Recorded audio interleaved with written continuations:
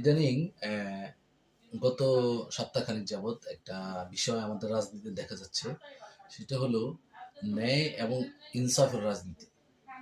ঠিক আছে, বর্তমানে রাজনীতির যে পরিস্থিতি সেটা তো মূলত গ্রামসির কালচারাল হেজিমনি এবং নম চমস্কির কনসেন্ট ম্যানুফ্যাকচারিং দুটোকে কিন্তু অপূর্বভাবে মিশানো হয়েছে মানুষকে মিসগাইড করার জন্য।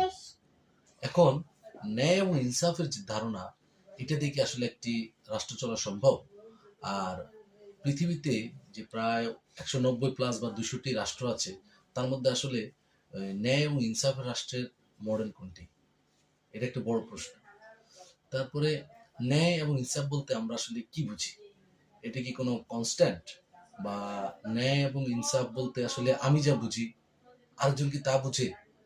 তাহলে এই বুঝের ব্যবস্থার মধ্যে যদি ডিফারেন্স থাকে, তাহলে রাষ্ট্র কিভাবে সমতা নির্ধারণ করবে বা রাষ্ট্র কিভাবে সমতা অনুযায়ী চলবে?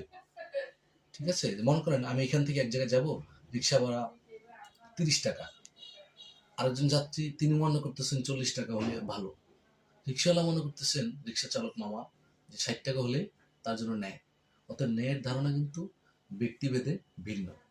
আরেকটা উদাহরণ দিই, মনে করেন আমার একটা ব্যাংক আছে, ব্যাংকে আমি কিছু লোক নিয়োগ দিলাম, তারা যেহেতু আমার রাজনৈতিক দল করে, তাদেরকে নিয়োগ দিলাম, তাদের পারপাস সার্ভ করলাম, তারা আমারটা সার্ভ করলো, এটাকে আমি ন্যায় মনে করতেছি। আবার সমাজের সমগোত্রীয় বা সেম মাস্টার্স পাস ছেলে পেলে তারা মনে করতেছে ওই একটা নির্দিষ্ট গোষ্ঠীর কারণে তারা চাকরি পাচ্ছে না, তাদের কাছে এটা অন্যায়।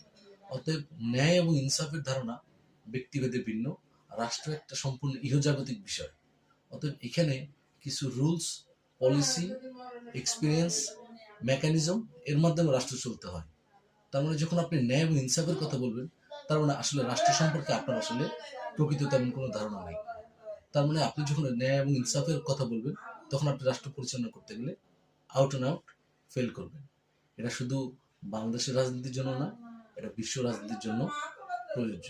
এখন দেখেন যা ভালো মনে করেন।